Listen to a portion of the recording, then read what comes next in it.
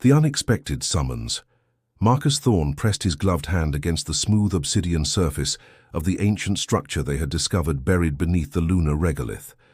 3 months of careful excavation had revealed what appeared to be a temple of unknown origin, its architecture unlike anything in human records. The crystalline patterns etched into its walls seemed to pulse with a faint inner light that defied explanation. "Control, this is Thorne," he spoke into his comm unit. "The energy readings are off the charts down here. Whatever this place is, it's still active after who knows how many millennia." Static crackled in response before the voice of Mission Commander Helena Vasquez came through. "Copy that, Marcus. How much longer do you need for the initial survey?" Marcus ran his scanner along another section of the wall, watching as symbols lit up in response to his presence. "Give me another hour. These markings, they're responding to human biorhythms somehow. It's like the whole structure is trying to communicate." What Marcus didn't tell his commander was that the symbols weren't just lighting up randomly. They seemed to be forming patterns, almost like they were telling a story. His background in xenoarchaeology had prepared him for many things, but nothing quite like this. As he moved deeper into the temple's main chamber, the walls began to emit a soft humming sound. The frequency was strangely soothing, almost melodic. Marcus found himself drawn toward the center of the room, where a raised dais held what appeared to be an altar, made of the same obsidian material as the walls. The moment his boots touched the dais, everything changed. The temple exploded with light. Not harsh or blinding, but warm and enveloping, like being wrapped in starlight itself. Marcus felt a strange tingling sensation across his skin as the symbols on the walls began moving, flowing like liquid mercury across the ancient stone. The key humming grew louder, more complex, weaving itself into harmonies that seemed to resonate in his very bones. "Control. I'm experiencing some kind of—" Marcus began, but his words were cut off as the floor beneath him began to glow with the same ethereal light. Then the world shifted.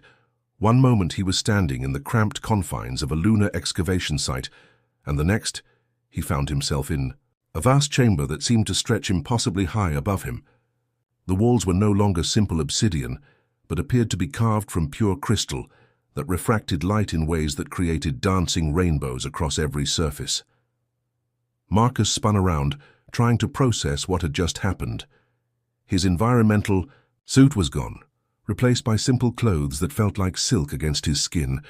The air here was breathable, warm, and carried the scent of something floral and exotic. "Welcome, child of Earth." The voice was musical, seeming to come from everywhere, and nowhere at once. Marcus turned toward the sound and found himself facing 2 figures seated on thrones that appeared to be carved from single massive gemstones. The woman on the left throne was breathtaking in a way that reminded Marcus of winter's beauty. Her skin had a pale, almost luminescent quality, and her long silver hair seemed to move with a life of its own. Her eyes were the color of Arctic ice, sharp and intelligent, and when she looked at him, Marcus felt as though she could see straight, through to his soul. She wore a gown that seemed to be woven from starlight itself, shifting between silver and pale blue with each movement. The woman on the right was her complete opposite, yet equally stunning. Where the first was ice and starlight, this one was fire and passion. Her skin had a warm golden tone that seemed to glow from within, and her hair was the deep red of molten copper, cascading over her shoulders in waves. Her eyes burned with an inner flame that was both alluring and slightly dangerous. Her gown appeared to be made of liquid fire, shifting through shades of red, orange, and gold. "I am Queen Zelitha of the Crystal Realm," said the Ice Queen, her voice carrying the crisp clarity of winter wind through mountain peaks. "And I am Queen Nixara of the Ember Domain," said the Fire Queen, her voice warm and rich like honey poured over heated stone. Marcus found his voice, though it came out somewhat hoarse. "I'm Marcus Thorne, and I have absolutely no idea what's happening right now." Both queens smiled at this, and Marcus felt his heart skip a beat. Zelitha's smile was subtle, like the first hint of dawn over a snow-covered landscape, while Nixara's was bold and inviting, like a warm hearth on a cold night. "You have been brought here because of an ancient prophecy," Zelitha explained, rising from her throne with fluid grace. one that speaks of a human who would come to our realm in our hour of greatest need. Nyxara also stood, and Marcus noticed that despite their obvious differences, both queens moved with the same regal bearing. "Our kingdoms have been at war for 1,000 years," she said, her voice carrying a note of sadness.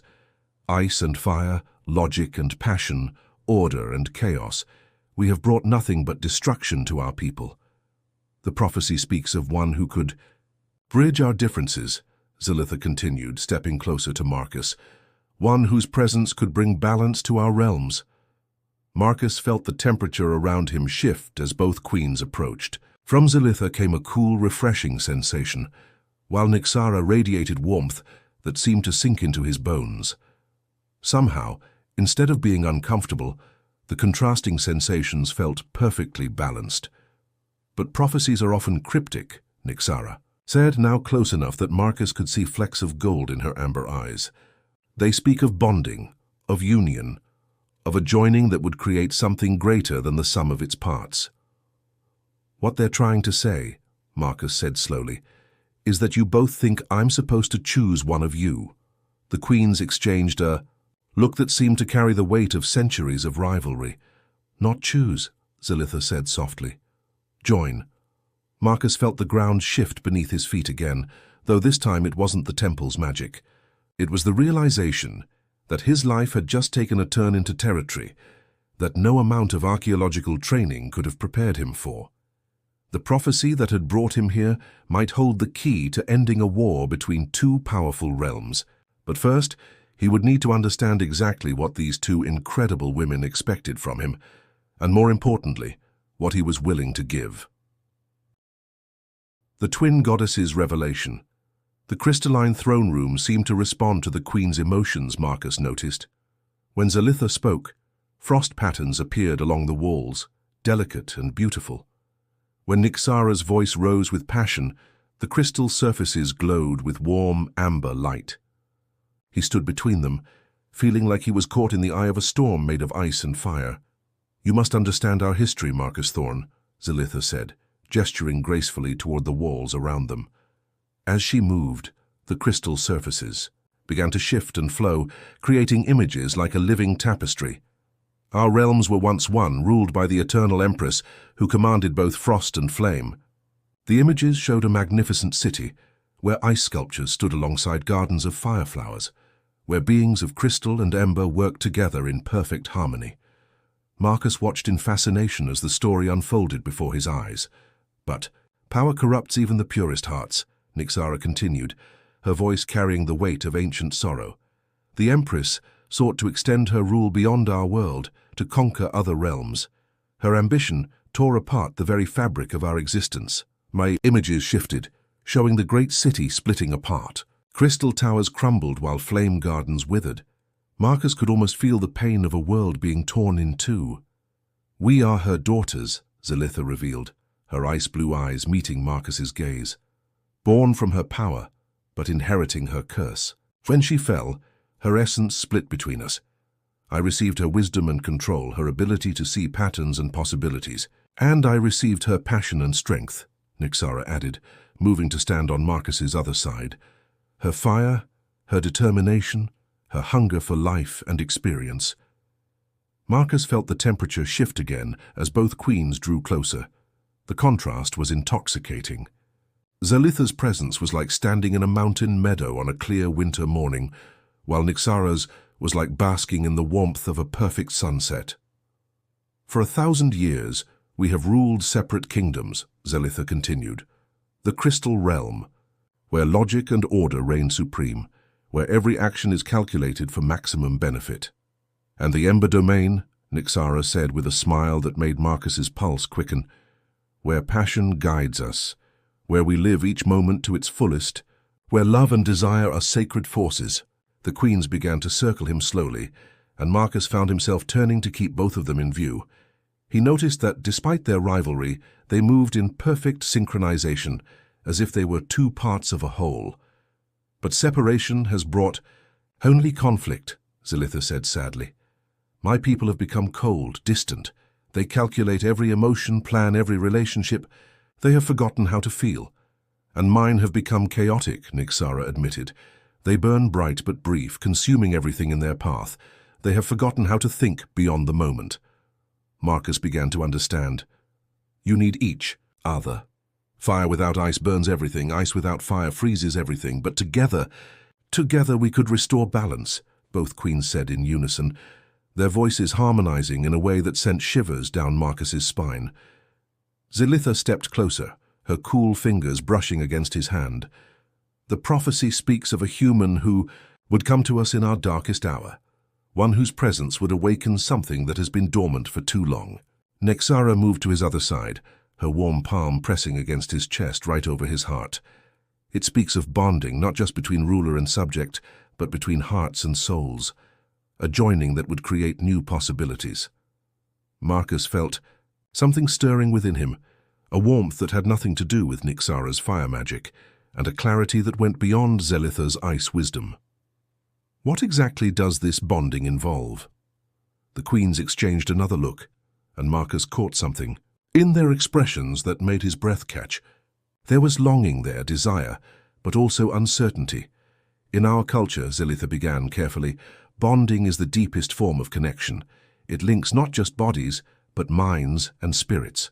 When two souls bond, they become stronger together than they ever could apart. But it has never been attempted with three, Nixara admitted, her cheeks flushing with color that had nothing to do with her fire nature. The prophecy is unclear about whether you must choose between us or whether both of you could bond with me at the same time, Marcus finished, his heart racing at the implications. Both queens nodded, and Marcus saw vulnerability in their eyes that their regal bearing couldn't hide. These weren't just powerful rulers discussing political alliances. These were women who had been alone for centuries, carrying the weight of their people's suffering, hoping against hope that the prophecy might offer them not just peace, but love. There would be trials, Zelitha said softly. Tests to determine if such a bonding is even possible. The magic involved is ancient and dangerous, and if it fails, Nixara added, her voice barely above a whisper, it could destroy all three of us. Marcus looked between them, these two incredible women who had just laid their hearts bare before him. He thought about Earth, about his normal life of cataloguing ancient artifacts and writing research papers. Then he looked at the hope in their eyes, the desperate need for connection that mirrored something deep in his own soul. What do these trials involve? He asked. Both queens smiled then, and the entire throne room seemed to light up with their combined joy. Ice and fire danced together along the walls, creating patterns of breathtaking beauty. The first trial tests courage, Zelitha explained. You must face your greatest fear and overcome it. The second tests wisdom, Nixara continued. You must solve a puzzle that has no clear answer, only the right choice for the right reasons. And the third, they said together, tests the depth of your heart, your capacity to love not just one, but both of us completely. Marcus felt his pulse racing as he realized what he was agreeing to, but looking at these two magnificent women, feeling the balance they created together, he knew there was only one answer he could give. When do we start? The first trial chamber materialized around Marcus like a living dream. One moment he was standing in the crystal throne room with Zelitha and Nixara, and the next he found himself alone in what appeared to be the bridge of a spaceship. But not just any spaceship. It was the exploration vessel from his worst nightmare, the one from the accident that had claimed his research partner 3 years ago. No, Marcus whispered, his hands trembling as he recognized every detail of the recreation. The flickering emergency lights, the smell of burning circuits, the distant sound of hull breaches. This isn't real. But his body didn't seem to care about logic. His heart raced as phantom alarms blared around him. Through the viewports he could see the asteroid field where everything had gone wrong, where his decisions had led to disaster. Marcus, the navigation system is failing. The voice was perfect, identical to his lost friend Dr. James Wheeler. Marcus spun around to see James standing at the control panel, his face pale with fear, just as it had been on that terrible day. We need to abandon ship, James continued, but the escape pods are damaged. There's only one left, and it can only hold one person. Marcus felt the familiar weight of impossible choice crushing down on him. In the real event, he had made James take the pod while he stayed behind to try manual repairs. James had survived, but barely. Marcus had been rescued 3 days later, half dead from oxygen deprivation and hypothermia. The guilt had nearly destroyed him, not because James had lived, but because in those final moments, Marcus had hesitated. For just a split second, he had wanted to save himself instead. "I can't do this again," Marcus said, backing away from the controls. "You must," came Zelitha's voice, though she was nowhere to be seen. "Face what you fear most. Only then can you move forward."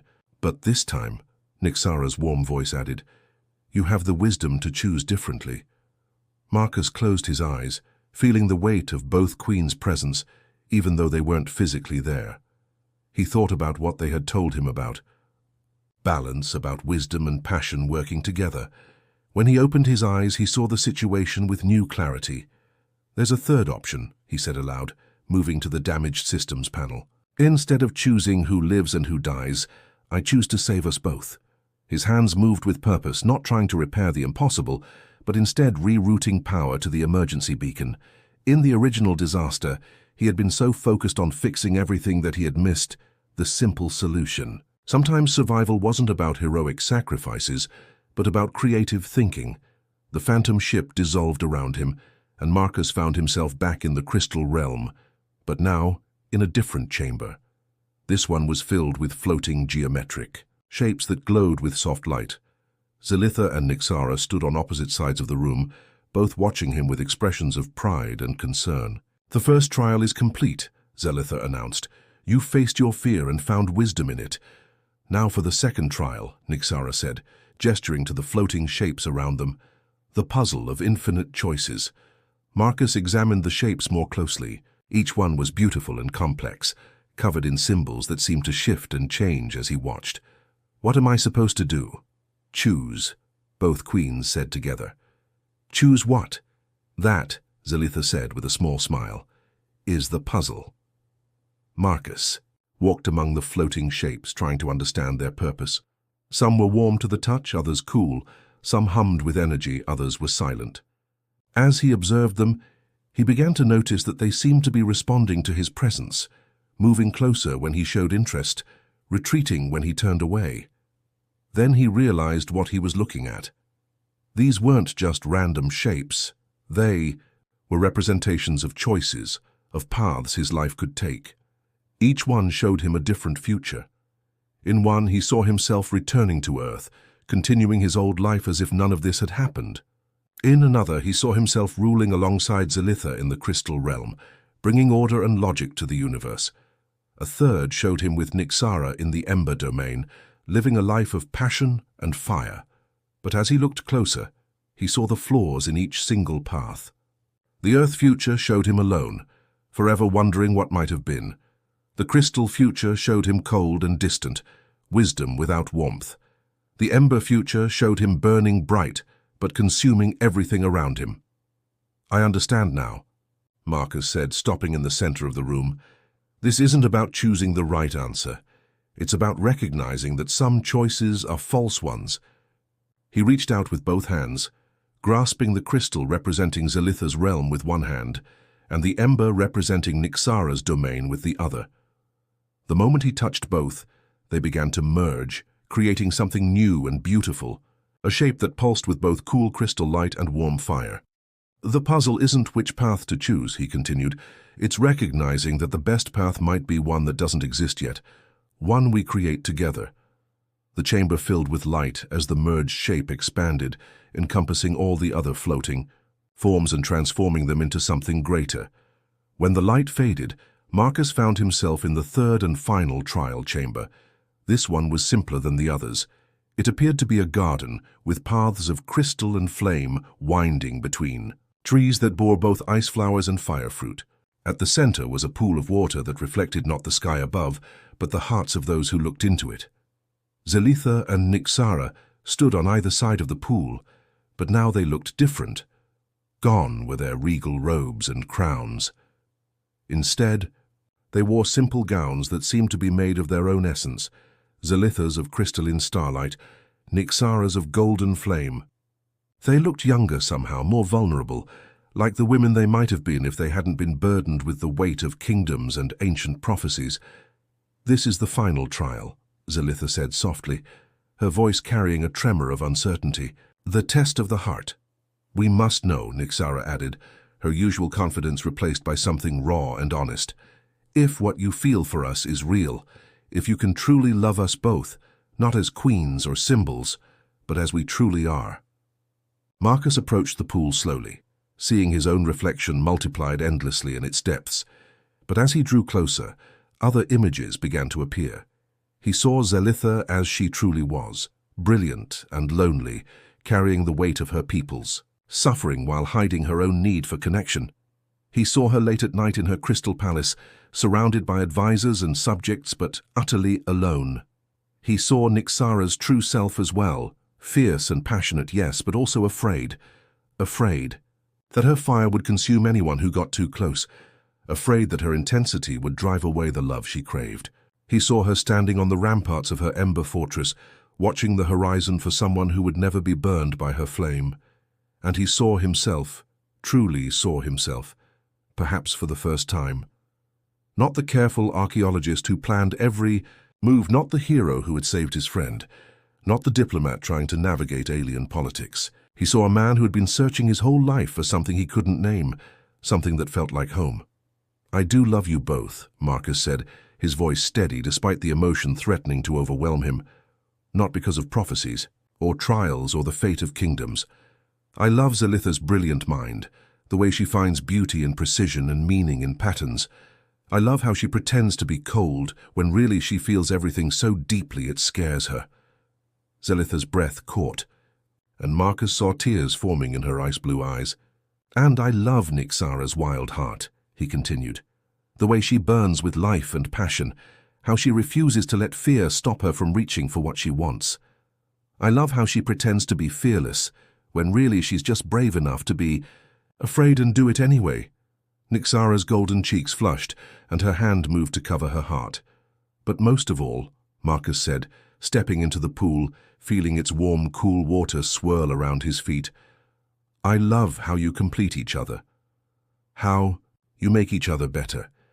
How you've both been waiting for someone who could love all of you, not just the parts that are easy to love." The water began to glow as Marcus reached out his hands to both queens. "I choose both of you, not because a prophecy says I should, but because my heart says I must, because loving just one of you would leave part of my soul empty." Both queens stepped forward, taking his hands as they entered the pool. The moment their fingers intertwined, the water erupted in light that was neither ice nor fire, but something entirely new, the light of three hearts becoming one while remaining themselves. This pool. Trials were complete, but Marcus sensed that the real test was just beginning. The forbidden choice. The sacred bonding chamber lay at the temple's heart, beneath twin moons that cast silver and gold light through crystal skylights. Marcus stood between Zelitha and Nixara, their hands still joined from the trial, feeling ancient magic stirring around them like a living thing. "The trials are complete," Zelitha said, though her voice carried uncertainty, "but the final choice remains." "Choose me," Nixara whispered, her amber eyes burning with desperate hope. "Let my fire warm your heart forever." "Choose wisdom," Zelitha countered softly, her crystalline gaze pleading. "Let my realm bring you peace and purpose." Marcus felt the weight of their expectations, the pain of 1,000 years of separation driving them apart even now. The bonding altar pulsed with waiting energy, ready to join his soul with whichever queen he selected. But as he looked at the ancient symbols carved into the altar's surface, something caught his attention. Hidden beneath layers of ceremonial text was older writing, symbols that predated the Empire's split. "Wait," Marcus said, releasing their hands to examine the markings more closely. "This isn't about choosing at all." His archaeological training kicked in as he traced the worn symbols. These aren't instructions for choosing between two paths. They're instructions for reunification. Both queens moved closer, reading over his shoulder. "That's impossible," Zelitha breathed. "The prophecy was clear," Nixara added. "One human, one choice, one bond." Marcus shook his head, excitement growing as the pieces fell into place. No, look here. This symbol means 3 becoming 1 while remaining 3. And this one, it's not about division, it's about harmony. He turned to face them both, his heart racing with possibility. What if the real prophecy isn't about choosing between ice and fire? What if it's about proving that opposites can coexist? A triple bond, Zelitha whispered, her analytical mind grasping the implications. It's theoretically possible, but the risks could kill all 3 of us, Nyxara finished. But her eyes were bright with hope. Marcus stepped closer to both queens, taking their hands again. I won't choose between you because I don't have to. The prophecy brought me here not to divide you further, but to unite you finally. Marcus, Zelitha said carefully, such a bonding has never been attempted. The magical resonance alone could tear us apart, or, Nyxara said with growing excitement, it could create something stronger than any kingdom has ever known. The chamber's energy responded to their joined intentions, crystal formations beginning to resonate with harmonic frequencies.